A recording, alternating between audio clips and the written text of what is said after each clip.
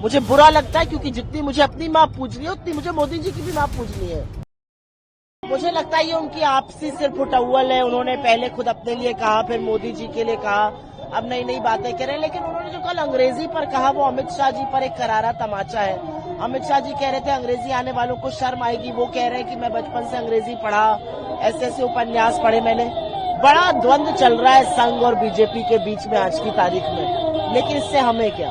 लेकिन वो कह रहे हैं कि जब सत्ता है तो मतभेद हो सकता है, मनभेद नहीं है बीजेपी और आरएसएस में। ये कहने की जरूरत पड़ी तो ये कहने की जरूरत पड़ी, यही बताता है कि कितना मनभेद है। मतभेद से बात बहुत आगे बढ़ चुकी है।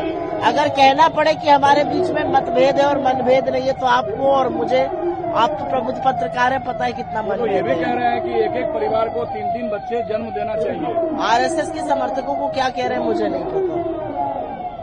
दूसरा, जो काशी और मथुरा को लेकर कहा, आरएसएस डायरेक्ट उसमें शामिल नहीं होगा, लेकिन संघ के लोग शामिल हो सकते हैं आंदोलन में। इस देश को कब तक आप खुदवाते रहेंगे? इस देश में कब तक आप वैमनस्य के बीज बोते रहेंगे? इस देश में आप भाईचारे और जोड़ने की बात कब करिएगा? ये पर्दे के पीछे से नफरत फैलाने का काम नहीं माना जा सकता है। जब एसआईआर का विरोध राहुल गांधी पुरजोर कर रहे हैं, खबर आ रही है कि सरकार देश भर में एसआईआर एक साथ लागू कर सकती है। राहुल गांधी जी वोट काटने का और वोटों की धांधली का विरोध कर रहे हैं।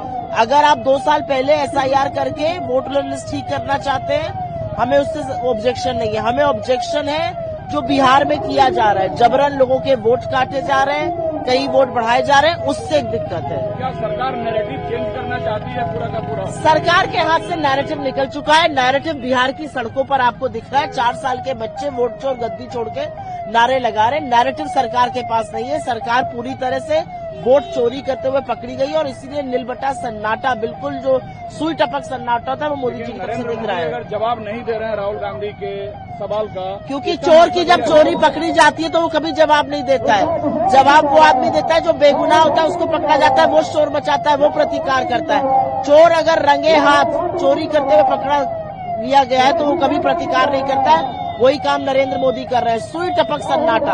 अन्यथा हर बात पर बोलते थे, आज बिल्कुल चुप है।